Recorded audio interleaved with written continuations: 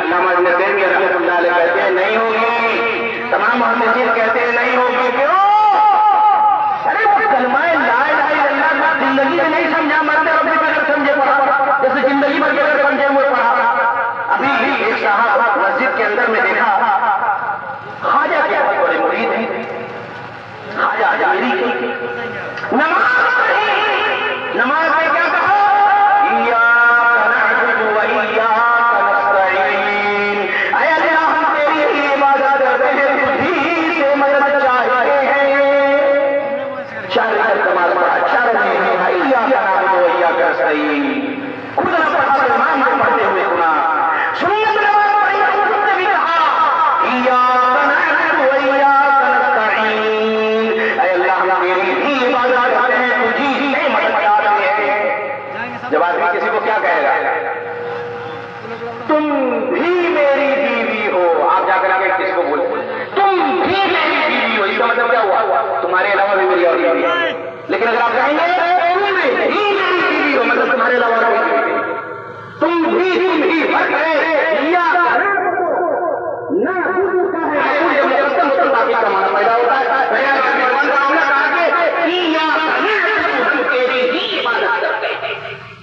ہم تیری ہی بات کرتے ہیں، تجھی سے مدد چاہتے ہیں. ہر نماز میں پڑھ رہا ہے، اپنے آنکھوں دیکھی بتا رہا ہوں، بوڑھا نماز پڑھ کے اٹھنا چاہ رہا ہے، پیٹ نہیں پا رہا ہے.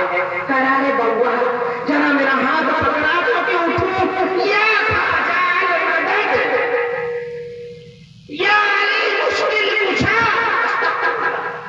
ابھی نماز پڑھا ہے، ابھی کہا ہے اللہ تجھی سے مدد چاہتا ہوں، تیری بھی عبادت کرتا ہوں. سمجھ میں نہیں آیا کیا بولا. نماز پڑھ کے اٹھ رہا ہے، جسم بھاری ہے، اٹھ نہیں پا رہا. کسی کو کہتا ہے سہارا دلا دو اور بولتا ہے کیا چال مدد. تو پڑھ کے کیا ہوا؟ ایاک نعبد و ایاک نستعین، کوئی فائدہ نہیں، کوئی فائدہ نہیں. اسی طریقے سے یہ بات یاد رکھنا، اگر کوئی آدمی لا الہ الا اللہ نہیں ہے کوئی عبادت سوائے اللہ کے، یعنی ہے کوئی عبادت کے لائق تو اللہ. بیٹا اللہ سے مانگا جائے گا، بیٹیاں اللہ سے مانگی جائے گا، رزق اللہ سے مانگا جائے گا، بیماری اللہ دیتا ہے، صحت اللہ دیتا ہے، موت اللہ دیتا ہے، حیات اللہ دیتا ہے.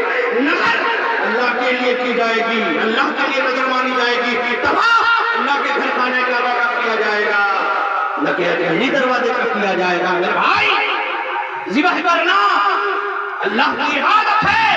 کوئی بڑے پیر کے نام سے ذبح کرے شرک ہے. پوری عمر لا الہ الا اللہ پڑھنے کے بعد کبھی کنڈے کا فاتحہ کرتا ہے، کبھی بڑے پیر کے نام کا فاتحہ کرتا ہے، کبھی وہ کسی اور بزرگ اور ولی کے نام سے بکرا ذبح کرتا ہے، تو کبھی کچھ کرتا ہے، کبھی کچھ کرتا ہے، کبھی کسی کی نیاز مانتا ہے، کسی کی نظر مانتا ہے. پوری عمر کلمہ پڑھا اور کلمہ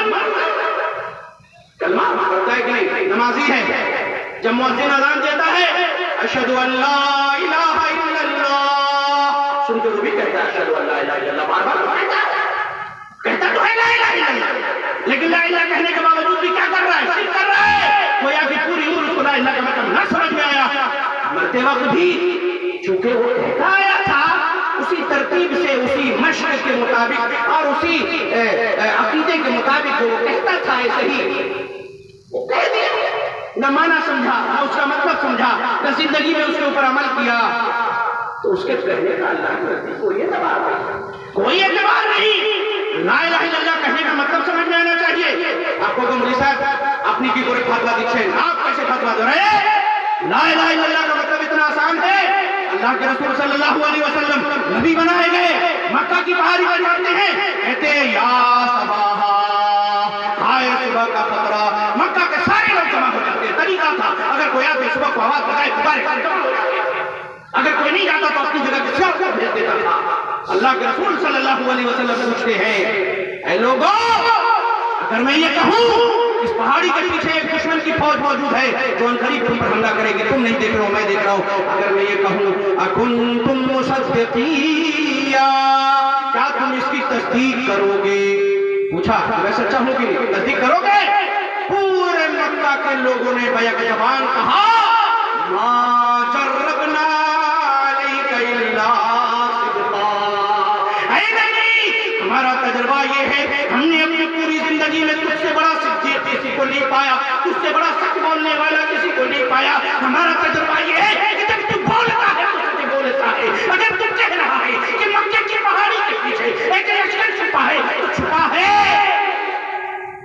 نبی نے فرمایا قولو، بعض روایتوں میں ہے قولو کلمۃ واحدۃ، اے لوگوں ایک کلمہ کہہ دو، بہا تملکون العرب، اس ایک کلمے کے ذریعے تم عرب کے بادشاہ بن جاؤ گے، وتدین لکم العجم، عجم تمہارے زیر نگی ہو جائے گا، قولو لا الہ الا اللہ تفلحون، لا الہ الا اللہ کہہ دو کامیاب ہو جاؤ گے۔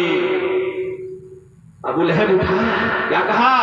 تبا لک یا محمد، تیرے ہاتھ ٹوٹ جائے یا محمد، نعوذ باللہ من ذالک، لہذا جمع کرنا اسی کے لیے جمع کیا تھا، اٹھایا پتھر، چلا کے مارا محمد صلی اللہ علیہ وسلم کو، اللہ نے محفوظ رکھا، پتھر لگا نہیں۔ لوگوں نے کہا تھا، قرآن نے کیا بتایا؟ جب اللہ کے رسول نے لا الہ الا اللہ کی دعوت دی، سب کو چھوڑ دو، ایک اللہ کی عبادت کرو، عبادت، دعا، ذبح، نذر، نیاز، ثواب سب اللہ کے لیے کرو۔ وہ لوگ سمجھتے تھے آج کا مدرسے کا بڑا سے بڑا فارغ آ جائے، اس سے بہتر ابو جہل، عتبہ، شیبہ اور ولید اور مکہ کے لوگ توحید لا الہ الا اللہ کہا جعل آلہۃ الہ واحدہ، ارے اس نے تو سارے معبود کا ایک معبود بنا دیا، ان ھذا لشیء عجاب، یہ تو بڑی عجیب و غریب چیز ہے۔ آج ہم جب دعوت دیتے ہیں کہ آؤ اللہ اور اس کے رسول کی حدیثوں کو مانو، اللہ کی بات مانو، رسول کی بات مانو، عزت سب کی کرو، مانو مگر رسول کی بات، کہتے ہیں جعل آلہۃ الہ واحدہ، مفہوم وہی ہے، ارے کہتا ہے کہ سب کو چھوڑ دو ایک کو مانو، کیوں مانے؟ مسئلہ وہی ہے۔ تو گویا کہ لا الہ الا اللہ جب کہا، مکہ والے سمجھتے تھے لا الہ کا مطلب انکار کر دیا، یہ آدمی جو مرا ہے مسلمان بن کر کے کلمہ پڑھ کر کے زندگی بھر لا الہ الا کہا، ابو جہل کو سمجھ میں آ گیا، اس نے انکار کر دیا، ابو لہب کو سمجھ میں آ گیا، ابو لہب نے انکار کر دیا،